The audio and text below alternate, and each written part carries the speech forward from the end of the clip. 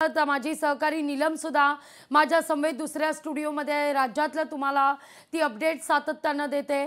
पण बिहारमध्ये जर आपण पाहिलं तर बिहार विधानसभा निवडणुकीचे कल पुढे येऊ लागलेले आहेत। नीलम, आपण पाहतोय बिहारच्या निवडणुकीमध्ये एनडीएनं सत्ता काबीज करण्याच्या दृष्टीने आता पावलं टाकण्यास सुरुवात केलेली आहे। पण एनडीए मध्ये जर आपण पाहिलं तर कुठेतरी जेडीयूचा आत्तापर्यंतचा सगळा जर रेकॉर्ड पाहिला तर नितीश कुमार यांच्या मनात नेमकं काय चाललंय हे शेवटपर्यंत कोणालाही कळत नसतं। आता जर आपण पाहिलं तर जेडीयू या ठिकाणी एनडीए मध्येच मोठा पक्ष ठरताना दिसतोय।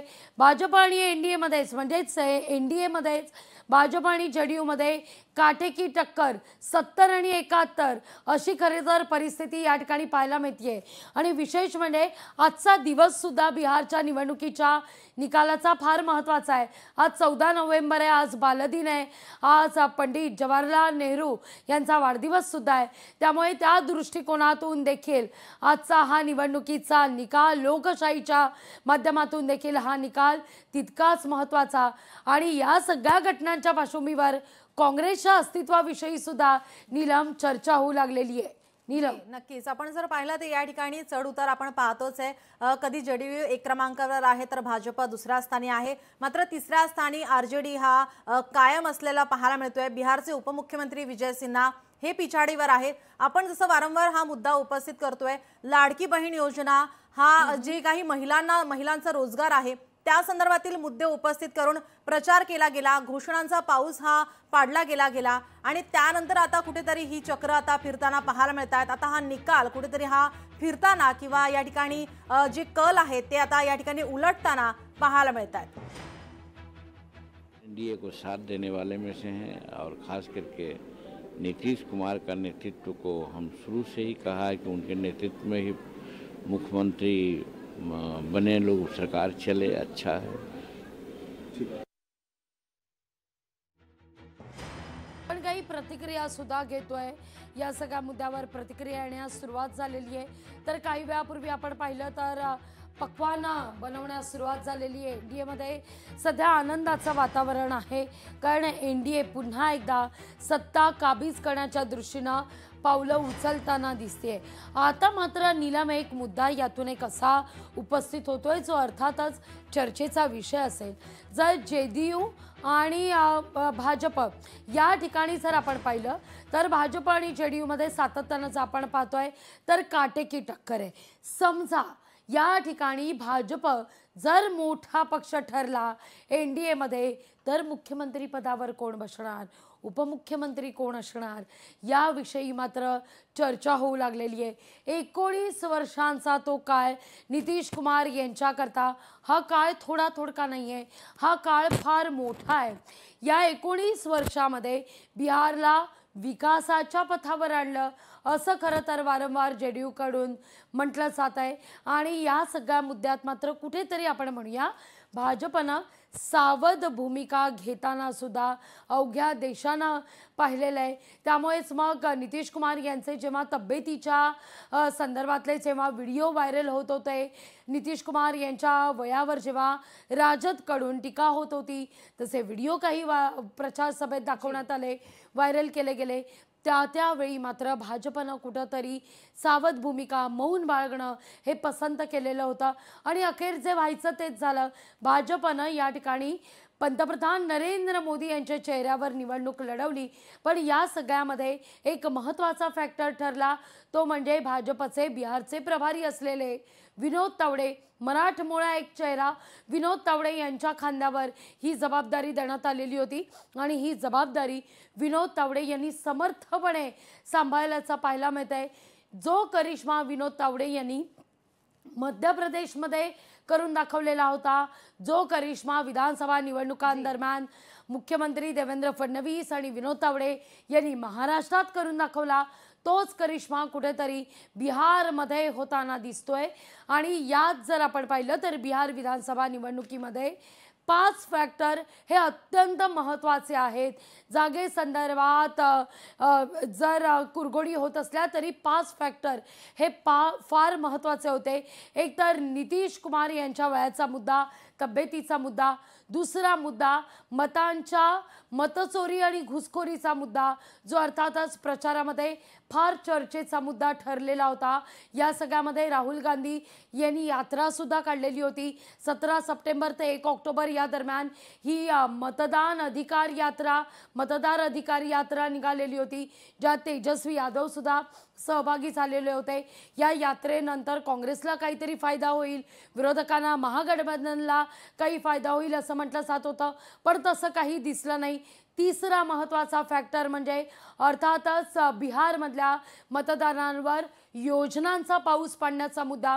बिहारमध्ये जर आपण पाहिलं तर जो मुद्दा मध्य प्रदेशमध्ये लाडकी बहीणचा असू दे, लाडली बहीणचा असू दे गाजला, जो मुद्दा महाराष्ट्रात गेम चेंजर ठरला, लाडकी बहीण योजना, तोच मुद्दा किंबहुना महिला मतदार फॅक्टर किंग मेकर होताना दिसतात बिहारमध्ये। हा उल्लेख वारंवार केला जातोय, कारण महिलाच मतदार ठरवत आहेत की कोणाचा वर चष्मा राहणार निवडणुकीमध्ये, कोण सत्तेच्या सिंहासनावर विराजमान होणार, हे केवळ आणि केवळ ठरवण्याचा अधिकार हा आता महिला मतदारांच्या हाती आहे। कारण आता बिहारमध्ये 10,000 रुपये खात्यात जमा झाले महिलांच्या महिला रोजगार योजनेच्या माध्यमातून, आणि आता त्याचे रिफ्लेक्शन्स आहे ते या निवडणुकीच्या निकालामध्ये आपण पाहतोय, ते पाहायला मिळत आहेत। खरं तर नितीश कुमार यांनी ही घोषणा केलेली होती आणि ही घोषणा नितीश कुमार यांच्या पथ्यावर पडताना दिसतीये। नितीश कुमार असू दे किंवा एनडीए यांना या घोषणेमुळे कुठेतरी सत्तेचा राजमार्ग हा मिळाला आणि या राजमार्गापर्यंत पोहोचण्याचा जो काही मार्ग जो आहे तो अधिक सुलभ होताना दिसतोय।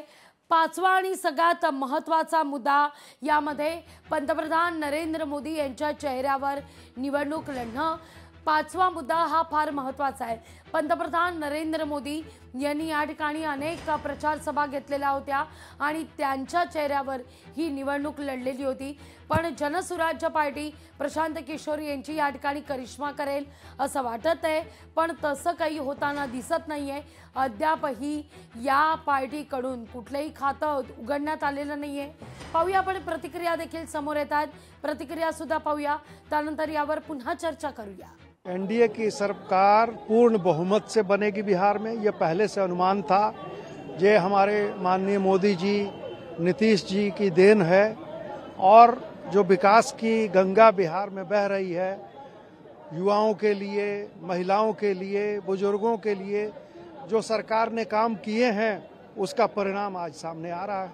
बिहार की जनता ने परिणाम दिखा दिया।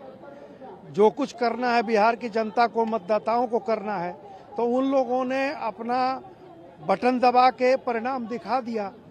अब तेजस्वी जी की धमकी या किसी की धमकी, इंडी गठबंधन वाले अब अपने घर में घुसे हुए हैं, वो धमकी क्या देंगे और क्या परिणाम दिखाएंगे। भारतीय जनता पार्टी की नीतियों को बिहार का जन जन पसंद कर रहा है, कुछ लोगों को छोड़ करके।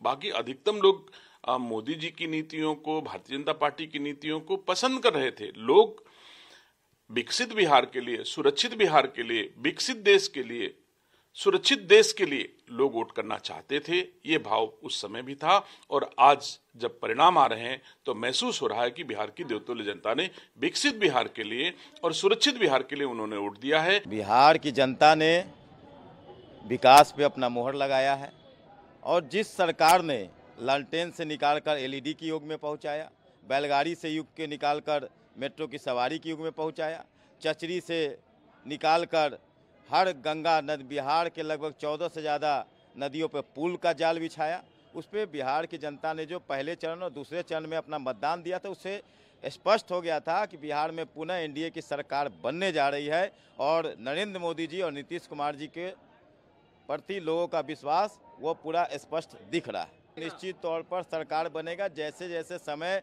आगे बढ़ता जाएगा, वैसे वैसे भारतीय जनता पार्टी और एनडीए के प्रति वोटों का मार्जिन बढ़ता जाएगा, सीटों की संख्या बढ़ती जाएगी, और हम पुनः एनडीए की सरकार बनाने जा रहे हैं।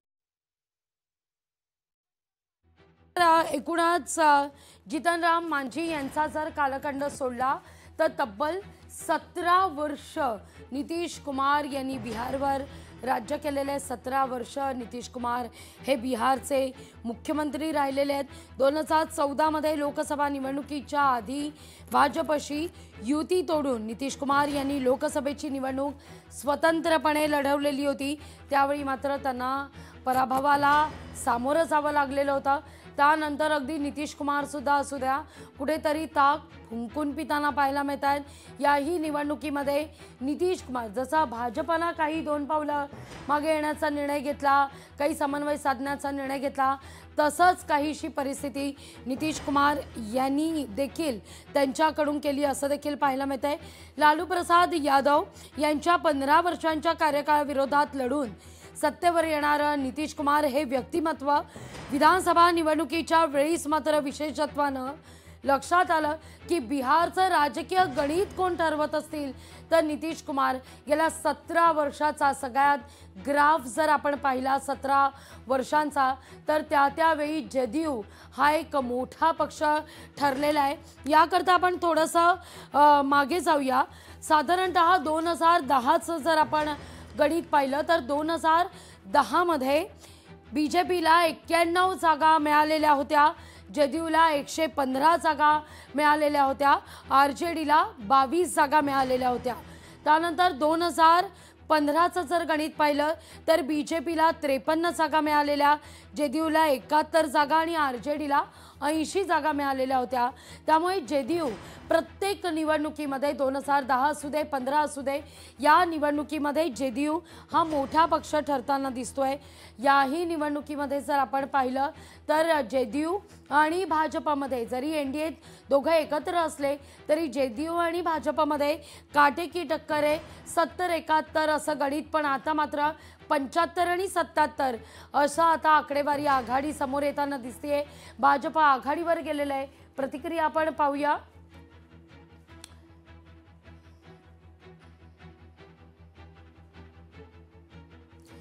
ही थेट दृश्य आपण पाहतोय. देशाचे पहिले पंतप्रधान पंडित जवाहरलाल नेहरू यांची आज जयंती आणि या निमित्तानं काँग्रेसकडून त्यांच्या स्मृतीस्थळी अभिवादन करण्यात येत आहे.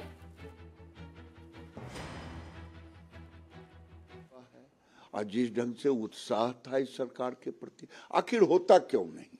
एक तरफ नेतृत्व है लालू यादव, राहुल गांधी, तेजस्वी का, जो प्रतीक है जेल और बेल के, भ्रष्टाचार के, जंगल राज के, लूट खसोट के, अपहरण के, हत्या के, और बिहार की जनता अमन चैन शांति के लिए वोट दिया है, न्याय के साथ विकास के लिए वोट दिया है. और इधर नेतृत्व है नीतीश कुमार, नरेंद्र मोदी.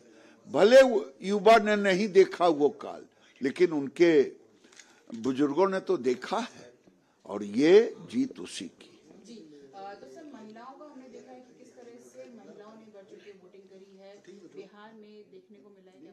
क्या आपको मैं कहूं, लालू यादव अपने को गरीबों का मसीहा किया, लेकिन मसीहा अपने परिवार का बना. नीतीश कुमार ने महिलाओं की सशक्तिकरण की. नरेंद्र मोदी जी ने लाखपति दीदी का कॉन्सेप्ट दिया गरीबों की महिलाओं को सशक्तिकरण के लिए. तो महिला क्या वोट देगी लूट खसोट वालों को? महिला ने नरेंद्र मोदी और नीतीश कुमार पे भरोसा किया, लाखपति दीदी बनने का एक उनको अवसर दिया है. इसकी जीत भी कह सकते हैं. लेकिन ये बिहार की जीत हमारी है.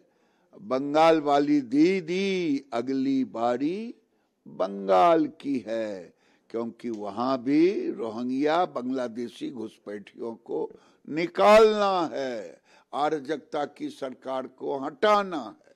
सर, लेकिन कांग्रेस के लीडर्स हैं वो अभी से कह रहे हैं कि आपने पहले ही वोट इतने काट लिए हैं और उसके बाद अगर आप ये जीत कहेंगे तो ये जीत एसआईआर की होगी, इलेक्शन कमीशन की होगी, बीजेपी या एनडीए की नहीं होगी. अगर वो जीत जाए हिमाचल और तेलंगाना तो राहुल गांधी की जीत, और महाराष्ट्र, हरियाणा और बिहार हार जाए तो ईवीएम की होगी. ये किसको मूर्ख अपनी हार स्वीकारे उनको इनके सामने कुछ बोलने का था। केवल नीतीश कुमार नरेंद्र मोदी को गाली के सिवा तो इनके पास कोई चीज ही नहीं था।